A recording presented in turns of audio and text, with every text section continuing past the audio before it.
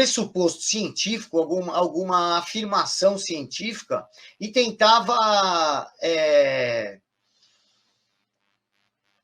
desdobrá-la em outras áreas, né? Levar aquele tipo de pensamento, aquele tipo de raciocínio, melhor dizendo, para outras áreas da conduta humana. Então, isso começou a ser chamado de cientismo, principalmente pela população mais simples, que via nisso uma certa soberba e uma coisa, de certa forma, incompreensível. Porque a base da sociedade era e ainda de certa forma, refratária a essa ideia de que só existe esse tipo de conhecimento, só esse conhecimento é válido. Por quê? Porque a própria experiência da pessoa mostra o contrário. Porque os testemunhos das pessoas que ela confia dizem o contrário. Né? E porque as suas crenças, a sua prática religiosa também mostra o contrário. Né? Então, isso vai tomando um corpo, né, que vai se alastrando para todas as áreas. Né? No século XX, isso chega ao ápice, porque essa confusão entre o conceito de ciência e tecnologia já estava completa. Então, a gente passa a cada vez mais, se você for olhando a história do século XX, a cada década ela vai se colocando mais cientificista, seja do ponto de vista da influência das ciências naturais, da física, da química, da biologia, principalmente da biologia, aí nesse campo que vai dar origem às ideias de eugenia, que vão mover boa parte do pensamento científico daquele momento lá, seja no campo das ciências sociais, né? Não se esqueça que já no século XIX, o socialismo tenta se impor como uma ciência e, portanto, inquestionável, portanto, dotada de princípios que não poderiam ser questionados, né? Como dogmas. Né? Por isso que já o marxismo, desde o seu início, devido a essa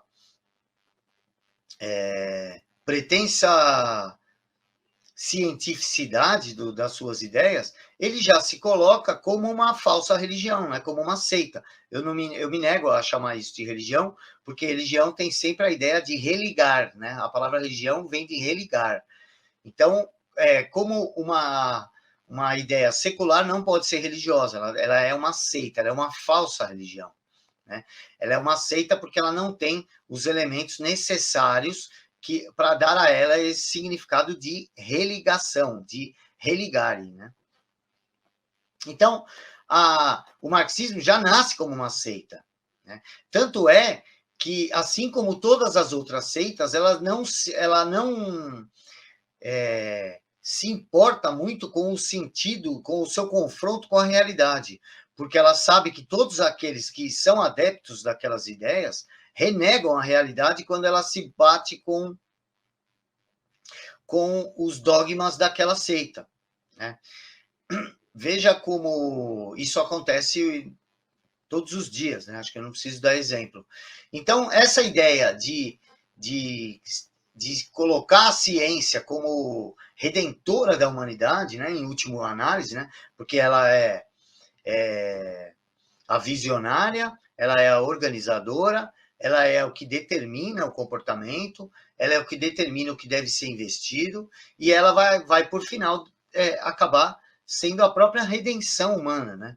Ela vai, como se ela assumisse todos os erros humanos, né, e fosse sacrificada no altar que queima todos os nossos erros e os nossos pecados, e então viveríamos em um mundo repleto de felicidade, brotando leite e mel em todas as esquinas, e ninguém mais teria problema, e você poderia amarrar o seu cachorro com linguiça. Então, essa ideia, né, é meio messiânica. Né? A ideia cientificista, embora secular, ela é messiânica, por isso que ela é uma seita. Ela tem todos os traços de uma seita, uma falsa religião, um engano que troca o transcendente pelo imanente, que troca o eterno pelo momentâneo, né? E o infinito pelo alcançável. Então, essa ideia que vai ao longo dos anos sofrendo, assim, a gente pega ao longo da história, essa mentalidade foi sendo moldada e fortalecida por vários pensadores, muitos deles brilhantes, né? A começar, assim, com Descartes, com Kant,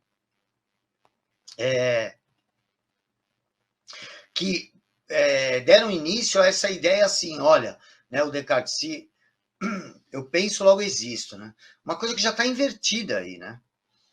Ou seja, ele subordinou a existência ao pensamento. Me parece uma coisa fora de ordem cronológica isso, né? Você não pode pensar se você não existir, né? Mas você pode existir sem pensar, né? Então, esse tipo de mentalidade que, como se, de certa forma, se confrontava com o pensamento da época, foi assimilada pelo pensamento revolucionário, né? A ideia do Kant, olha, você não pode ver as coisas reais, você apenas vê uma espécie de reflexo delas, né? Você não vê as formas a priori, você vê apenas um reflexo dela, uma espécie de desenho imaginativo dela. Isso começa a colocar a própria percepção em xeque. Isso é um erro que no longo prazo vai provocar problemas graves, né? Ouvi dizer que um senhor que trabalhava, uma espécie de mordomo que trabalhava para o Kant, quando ele era bem velho, falou para ele, falou assim, professor, o senhor não percebeu que as coisas que o senhor falou aí, o senhor vai destruir a espiritualidade, a religiosidade das pessoas, né? Com essa obsessão pela prova, né? Não sei se é verdade isso, eu ouvi essa história. E você vê que o Guilherme de Ockham, né, o criador da ideia da navalha, né, a navalha o que é? Olha, vamos cortar todas as outras explicações e ficaremos apenas com a mais simples. Isso daí você elimina a profundidade da interpretação. Pode parecer algo interessante pontualmente, e de fato mas ao longo prazo, quando isso começa a ser assimilado pela forma mentes da sociedade, isso vai levar a um desastre, né? Que é o desastre que nós vivemos hoje, um desastre intelectual. E aí você pega que essa ideia, por exemplo, do Guilherme de Ockham, da navalha, ela abandona algo que a filosofia nos trouxe de mais valioso, que foi aquilo que o Aristóteles deu como uma escala de credibilidade das coisas, uma escala de verificação da credibilidade, né? Que foi perfeitamente descrita pelo Olavo de Carvalho no livro Aristóteles em Nova Perspectiva, que diz que a gente tem o grau de interpretação poética, o grau de interpretação retórica, o grau de interpretação dialética e o grau de interpretação lógica, né? E cada uma delas tem um nível de exigência de credibilidade e, portanto, ela cria uma escala de verificação da realidade e do nossa própria capacidade de interpretar a realidade, né? Além disso, essa ideia do Guilherme de Ockham também joga fora algo que outra coisa que Aristóteles nos deu, que foi a ideia de você perceber, verificar as várias causas de um mesmo efeito, né? Então, você tem uma causa material, você tem uma causa formal, uma causa original, você pode ir a várias delas, mas se você entender que existem, por exemplo, 3, 4, já será suficiente para você ver que não é tão simples interpretar a realidade e muitas das coisas que você assimila como certas e que vão complicar suas deduções no futuro, na verdade, não eram certas, eram apenas verossímeis, ou eram apenas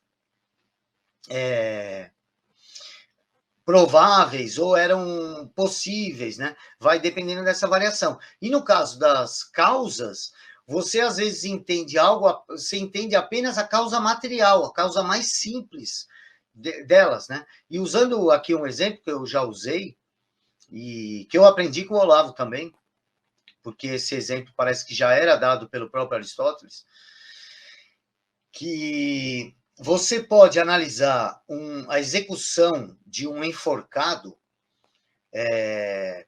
por várias causas, né? Então, por exemplo, o cara foi morto enforcado, você pode analisar a primeira causa, a mais simples, a mais rápida e mais superficial, a causa material. Olha, foi a corda que quebrou o pescoço dele, ele morreu por isso. Você pode analisar a causa formal. Olha, não, isso faz parte de um tribunal, ele foi julgado, e isso daqui, ó, tudo é a formalidade, está dentro da lei, e a lei está sendo cumprida, tem um juiz ali, tem o carrasco, está tudo dentro da normalidade, essa pode ser uma causa formal, né? E também pode ter uma causa original, ou seja, os crimes que esse cara cometeu. Então você pergunta assim, por que ele foi enforcado? Ele foi enforcado porque a corda quebrou o pescoço dele, tá certo? A causa formal. Olha, ele foi enforcado porque ele foi condenado à morte e penduraram ele numa corda lá numa praça no domingo para todo mundo ver. Beleza, tá certo também, não é? Mas você também pode falar que ele foi morto ali porque ele assassinou, estuprou umas mulheres, então ele foi enforcado por isso, não é? As três causas dizem respeito ao mesmo evento e podem ser vistas por ângulos bem diferentes. Quando você associa isso a um evento político ou para ser mais específico aqui, a um dado científico, você não pode simplesmente optar pela explicação mais simples e cortar com a navalha e jogar todas as outras fora, né? Então, essa ideia da ciência como única forma de busca de conhecimento exige o quê? Agora a gente passa para o segundo passo. Porque para ela ser a única forma de conhecimento, o que vai ter que ser no longo prazo? Primeiro, desmoralizar, ridicularizar outras formas de busca de conhecimento. Esse é o primeiro passo, a gente já passou por isso. Segundo passo, limitar a voz das pessoas que buscam conhecimento de outra maneira, que eles chamam de ciência, ok? É importante lembrar disso. Eu não estou falando outras formas da ciência, não. Que esse grupo falante, que, de certa forma, por ter mais voz, representa, entre aspas, o que o que eles vêm a chamar de ciência, né? É importante lembrar desse parênteses, né?